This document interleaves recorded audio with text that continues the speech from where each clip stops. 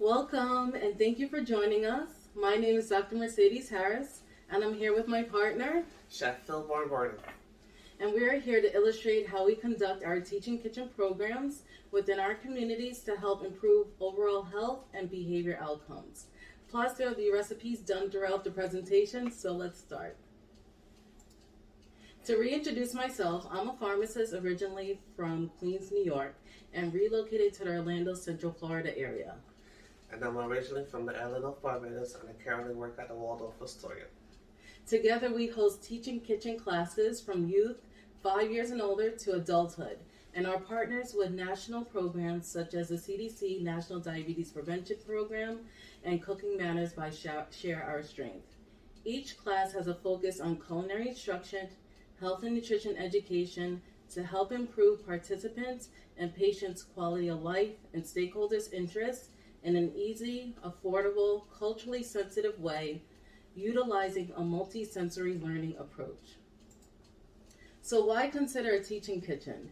Inspired by previous attendance to the Healthy Kitchens, Healthy Lives Conference, in collaboration with Harvard T.H. Chan School of Public Health and the Culinary Institute of America, the conference offers a multidisciplinary collaborative approach with fellow healthcare providers, public health officials, food service industry members, and other like-minded stakeholders. Innovative opportunities to improve unfavorable health outcomes occurring within communities, such as rising obesity and chronic disease rates, particularly diet-related illness within communities. But before you decide to create a teaching kitchen for your community, there are certain aspects to consider to best fit the needs of your organization and community as a whole. First, define your mission and vision. What are your organization's goals? What is the intended impact in the community? For us, our goal was to create whole, minimally processed, colorful, easily achievable, low-cost, nutritious meals that households could create for a goal of $10, to counter rising food costs, fast food menu options, and show participants healthy foods can be achieved and economical.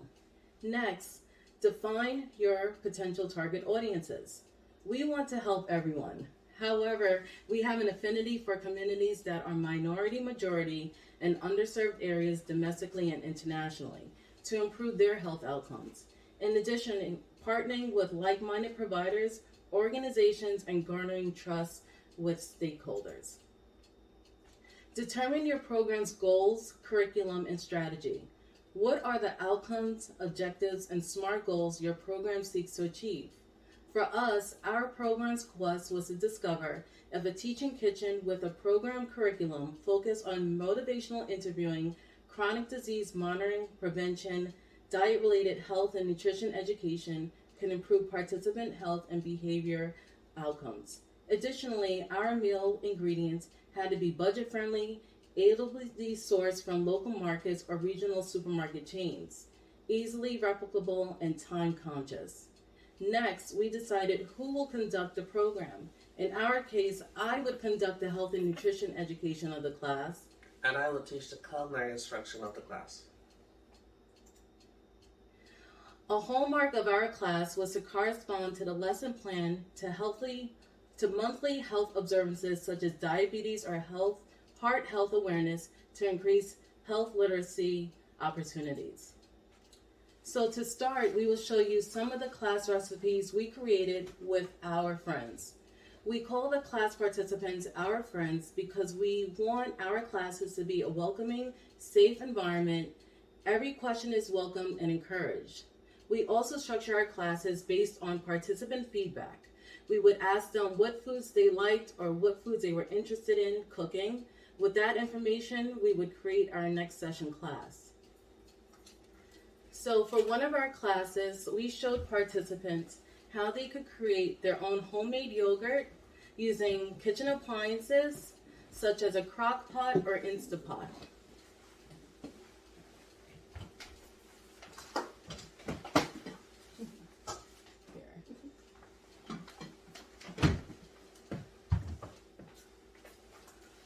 And to have fun, we would make homemade ice cream and frozen yogurt.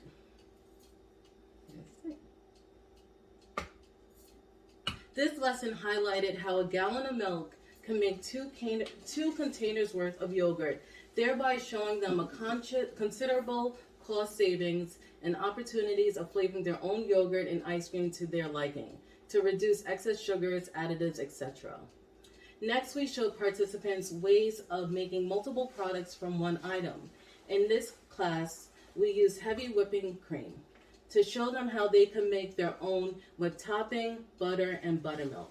The participants liked this because they were able to see how they were able to achieve this and cut down on their grocery bills and reduce spoilage of purchasing individual items. Additionally, it showed them ways of reducing food additives and preservatives consumption. We're going to show you the steps through this.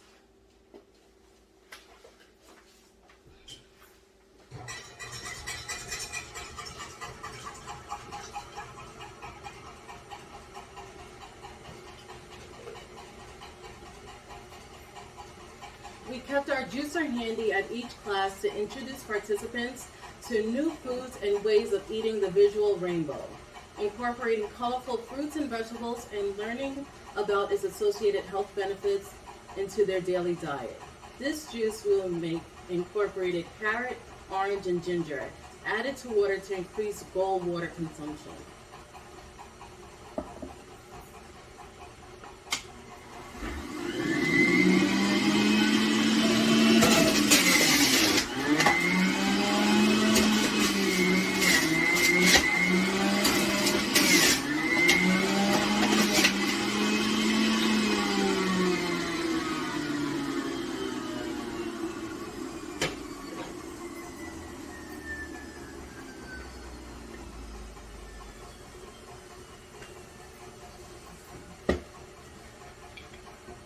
So with this, they were able to add colorful drinks to their diet and also ways of naturally flavoring water as well.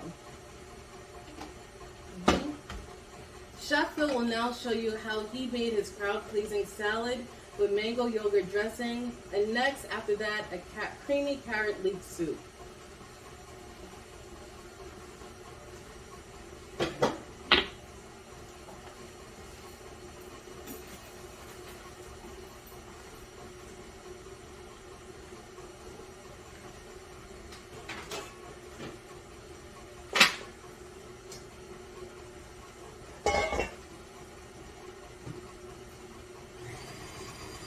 Now, making the salad, pretty much you go to the supermarket and you buy some stuff, and then you have leftovers that you don't know what to do with it, how to prepare it, what's not. Normally you make the purple cabbage and make a coleslaw, and then you have purple cabbage left back in your fridge, you don't know what to do with it. So with that, what we show the participants is like where we can use stuff remaining in the fridge, and then you can come up with ideas to make, you know, a nice house salad or a salad that you can go to for, you know, when you come home from work feeling tired and you need something just quick to make. So what we did was to pre-juice some mango juice here, and then from that we added it to make a nice mango yogurt dressing. So to make this dressing, all you need is pour yogurt, pour mango juice. We added some olive oil, some salt, some pepper, some cilantro, and some ginger, and a little bit of garlic, and we have a nice mango yogurt dressing here. So to make this salad, what we're going to do is comprise some purple cabbage here, some kale, some cucumber. We're going to also add some orange red bell peppers. Now, making a salad, you can either make it two ways or multiple ways, but these two ways is where you can either incorporate the dressing into the salad in the mixing bowl and toss, which I'm going to do.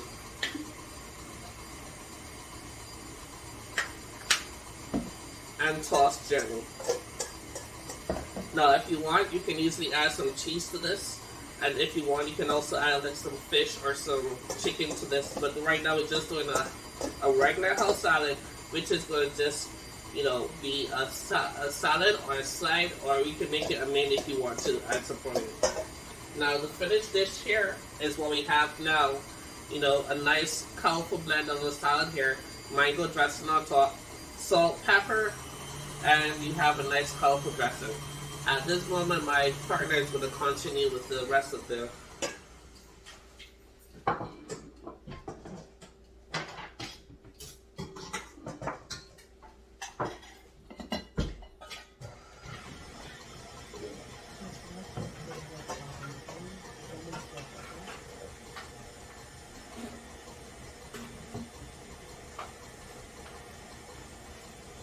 So to continue, develop a sustainable financial plan. Find out how you could sustain this wonderful program the participants love and truly enjoy. Would you seek funding through grants or program fees? Or would there be payment structures such as a sliding scale fee or scholarships? What are your fixed or variable costs? Ask yourself, are you able to secure sponsorship and or partnership opportunities? We hosted classes at local community centers and offered online classes to reduce barriers and control costs to both us, the stakeholder, and participant. The next step is formulating your marketing strategy. Develop a conscious product strategy. Would your specific product be culturally sensitive or geared to a particular population? Create a pricing strategy. Would you provide monetary or non-monetary incentives? For us, we offered quarterly gift cards. Participants can use at local supermarkets to assist in healthy food consumption and with recipe ingredient purchasing. We also offered exercise membership access to online health and wellness programs to carry them through classes in between, and offered weekly check-ins as well. Where will you host your classes? We plan our classes to be held at local gathering spots, for example, community centers and houses of worship, and held online classes at convenient times and days, such as in the evenings or weekends, to reduce barriers to class attendance. Let's check how to see our heavy whipping cream is doing.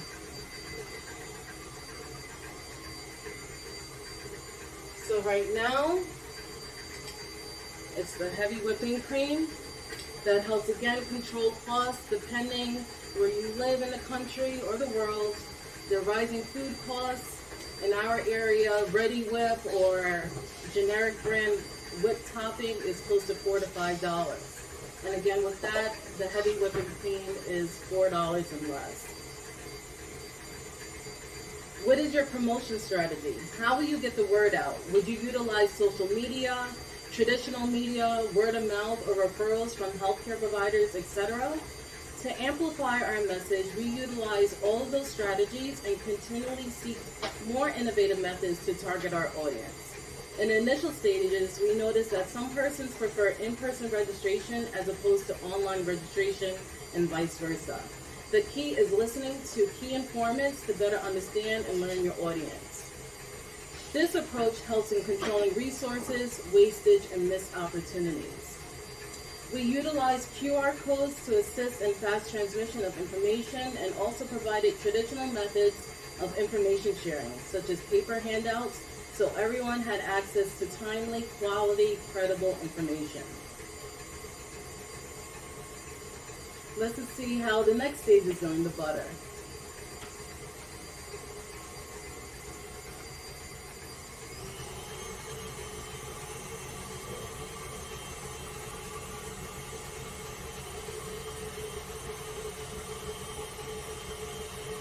So great. After the whipped cream has been whisked for approximately 7 minutes, depending on your appliance, it will separate and turn into butter and its milk.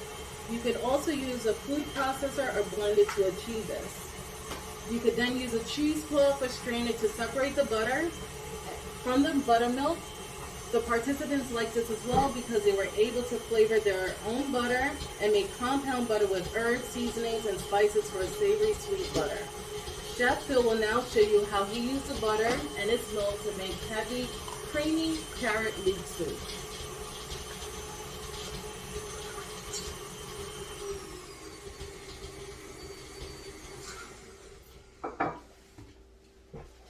Now I'm back. Now we're making a nice creamy carrot soup. Now you can either have your carrots whole, or you can either juice your carrots. And that's one of the things we showed our participants, where juicing doesn't necessarily have to be just juicing. It can also come over to the savory aspect of the kitchen. And with that, we know we're going to take our carrot juice, which is also incorporated some ginger as well. We're going to get some olive oil in our pot here, nice and sizzling hot. We're going to add some leeks to this pot here. Hear that sizzle? We're going to add some garlic. We're going to add some garlic to the pot as well.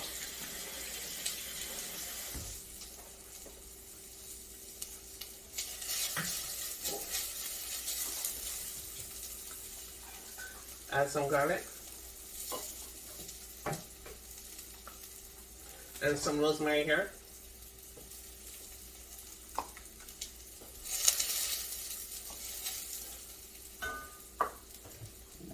And we're going to also incorporate some cooking wine.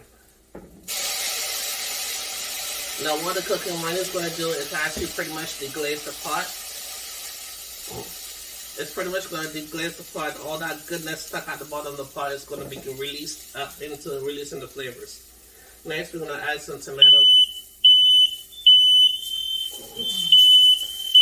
Next we're going to add some tomato paste. Some chicken stock. We're going to add the carrot juice.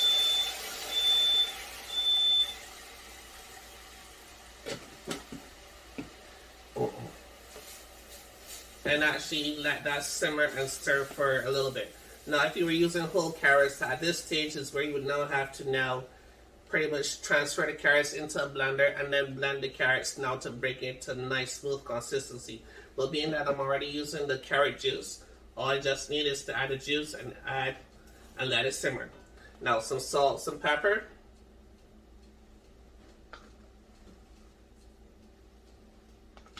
Some bay leaf.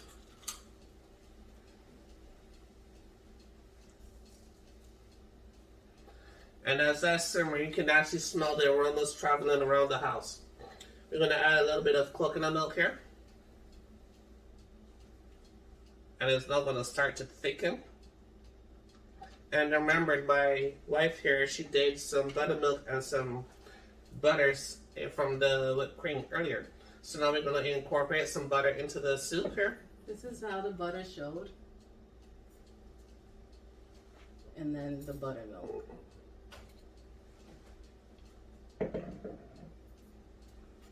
So, some butter and a little bit of buttermilk.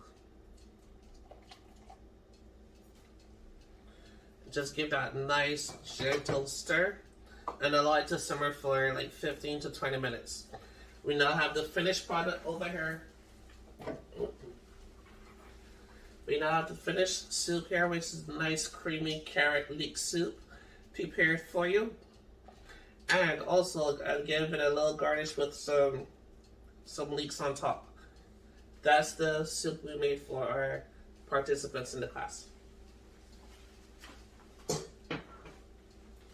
So next is evaluating your program, strengths and opportunities to improve. You put a lot of work into your program. You want to know how the participants and stakeholders felt about the experience. We had surveys conducted at baseline, midline, and post-program intervals to continually monitor our program. This allowed us to meet the needs of the participants. Open-ended questions and Likert scales were used to assess literacy levels and other data points pre and post-program. Evaluations, assessments, and participant testimonials are critical to the success of your program initiative. Lastly, have fun. We had so much fun conducting our Teaching Kitchen program. Participants from youth to adult improved their behavior habits and health outcomes with extension to their family members. Some of our youth attendees have not used a can opener. From start to finish in our youth and adult cooking camps, participants were making a range of items from cauliflower rice, brown rice and peas, healthy pasta alternatives, zucchini noodles, spaghetti squash, homemade spinach pasta and sauce, curry chicken to teriyaki chicken, and a pineapple boat, and many more. With our adult population, Courtesy weight and blood pressure readings were given, and we had participants that were diabetic reduce their weight to goal levels 20, 30 to 40 pounds, reduction in hemoglobin A1C levels, medication usage burden, goal blood pressure levels, and other biomarker readings were achieved, including increased health literacy knowledge of healthy foods that would normally pass by in the supermarket, thereby leading to reduced processed food consumption habits, now crossing over to family members and their friends with their newfound knowledge of seasonings and preparing healthy cooking.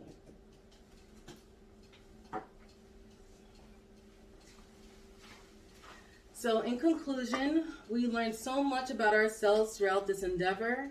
It made both of us stronger instructors and providers, tested our participants and our limits. The program truly is a win-win for all parties involved. And this again is a motivation to keep us going to make other programs. So cheers to you, and hopefully you can consider Teaching Kitchen for your organization or community. Thank you again for joining us. Our recipes and contact information is at the end of our presentation slides. Thank you and enjoy the rest of the conference. Bye.